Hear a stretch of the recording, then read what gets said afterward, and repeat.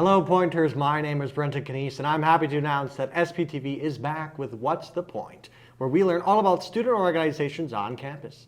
I'd like to give a big welcome to the new forensics team. Thank you guys for coming in. How's it going? Good, how are you? I'm doing well, thank you.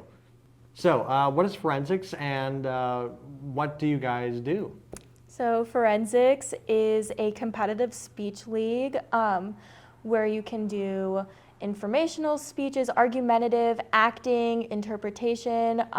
The whole point of forensics is to garner excellence in confidence, speaking, and communication through competition. Yeah. It's a way for people who are not confident in public speaking to work on that skill, and those who are competitive and argumentative and who want to go publicly speak to go have an avenue to do that and then be rewarded and scored. So for people like me, it's perfect. Yes. So forensics is new this semester. What made you want to bring forensics to a collegiate level? Yeah, so I was in forensics all 4 years of high school. It was a great experience for me. I made some of my lifelong friends there. I learned some really good communication skills. I was a little taken aback when I found out that UWSP didn't have one. I actually transferred to UWSP and my first year of school did have it. And I kind of felt like there was just a missing piece. So I decided to take it upon myself to start the org. Now, Lydia, Emmy mentioned having done forensics in high school. What's your background in forensics? I also did forensics in high school. I cannot take any credit for starting forensics here. I joined after it was created, but I did it for 2 years in high school and then fell into that COVID time and all of the competitions were canceled. So to me, it was always this sort of like unfinished journey. And then Emmy was like, hey, I'm starting a forensics club. And I was like, perfect, time to finish that quest. So what sparked your own personal interest within forensics? What made you drive to do it? I'll be totally honest, I started it in high school because my friends were doing it. They were really passionate about it and I thought it would be a good experience to try. And then as I started taking it more seriously, transitioning out of the I'm doing this because my friends are doing it versus I'm doing this because I love it, I learned a lot of great skills and that was kind of my personal drive to join to begin with. And like Lydia said, there was a lot of unfinished business because I was a senior when COVID hit. So I didn't get to finish out any of my senior year forensics. So yeah, that was kind of my personal drive in doing this. Yeah. I attended a progressive education middle school that really valued the ability to publicly speak. And so I was doing it all the time at school. And then I got to high school and there just were not opportunities. And by that time, I really enjoyed doing it. And it was something I was passionate about. I mean, I'm a communications major, so that's very much my thing. And then one day my English teacher told me that there's a way where I could just go publicly speak, and that was the whole club. So I joined immediately, and it was great. What was the process of making this club come to life, and what was the role that SGA and C.A.C played? So obviously I had to get the idea itself approved by C.A.C, so I had to make a spin page, register it on spin.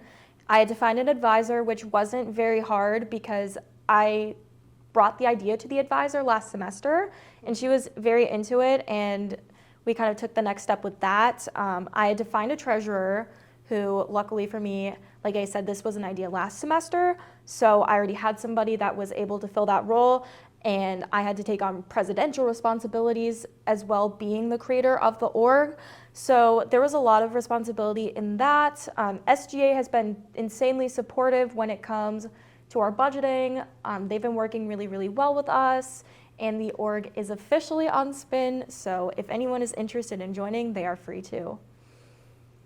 And was there any challenges you faced when starting the club? And even now, you know, it's still new. Anything you're facing that you want to face in the upcoming weeks and the next semester?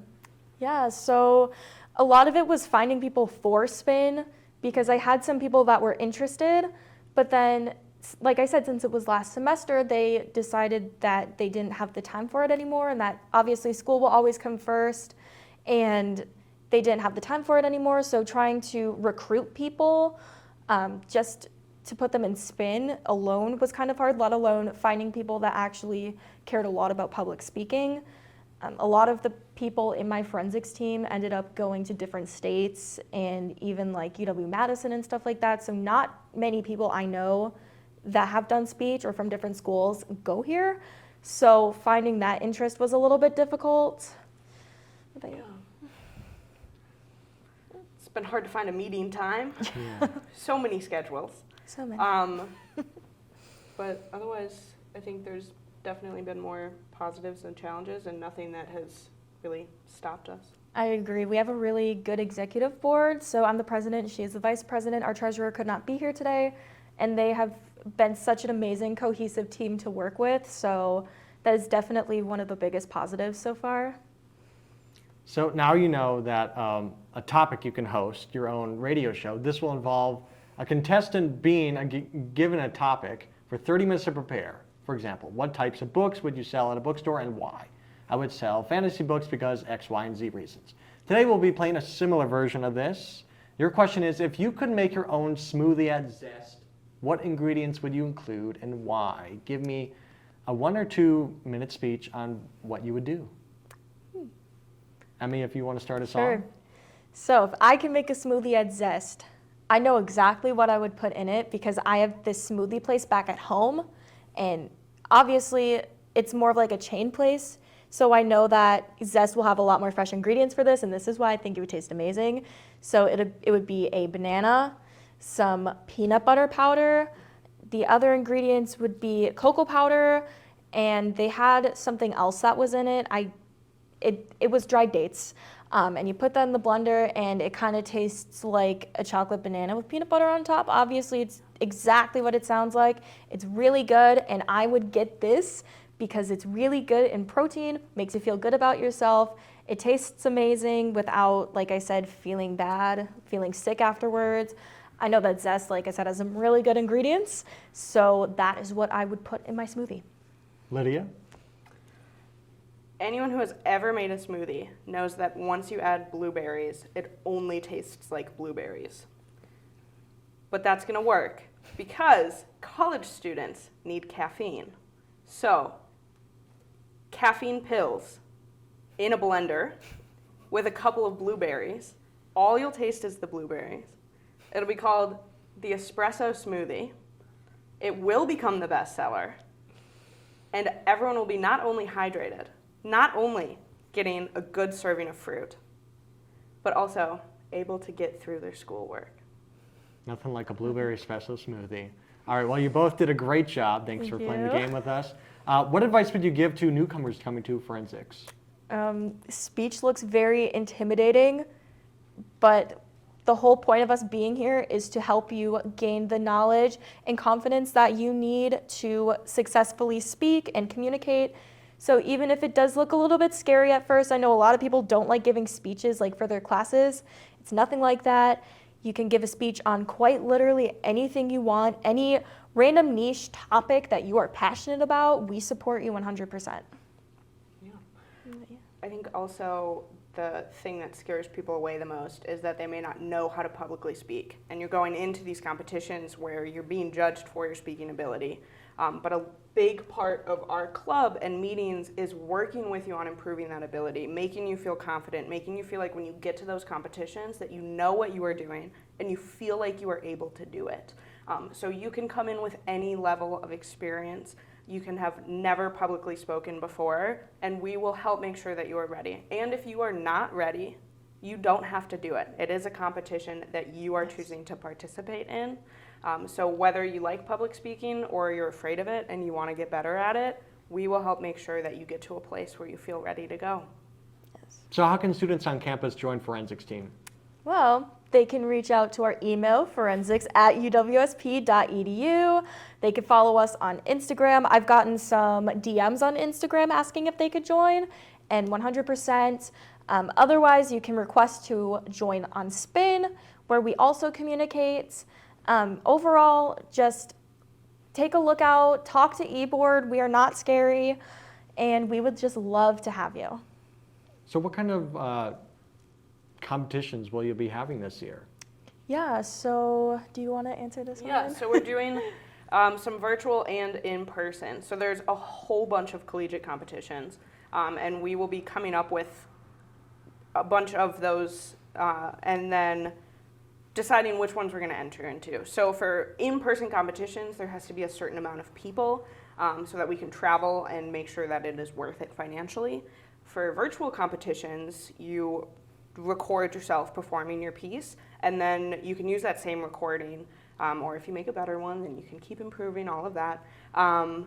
And so we'll be competing in a whole bunch of virtual competitions because that will just be sending a group of videos in. And so we don't have a set schedule yet. We're working on that in the next week or so.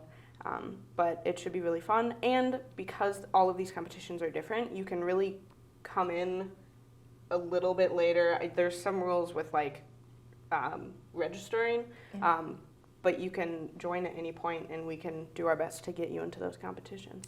Yeah, we're very excited. Forensics should be taking us all across the region. There's been some competitions in California, which is where one of our national competitions would be, should we qualify, cross our fingers. And we're actually collaborating with a lot of teams. So University of Illinois at Chicago, we've talked to. We've also talked to University of Minnesota, and we are going to be going there in December for a scrimmage. We're very excited to meet them. And yeah, we're just really, really excited to compete. And when and where are your meetings? We are Mondays, 3 to 4 in the Communication Arts Center, room 237. And what is one thing you'd like to leave with the audience? Caffeine pills and smoothies is going to be the next big thing. I hope to see you at our next meeting. All right. Well, that's all I have. Thank you, Emmy. Thank you, Lydia, for joining me today. Thank you all for joining me here today on What's the Point? If you want more SPTV content, check out all our other content and be sure to subscribe to the YouTube channel. It's so easy. Subscribe. As always, stay safe and have a great night.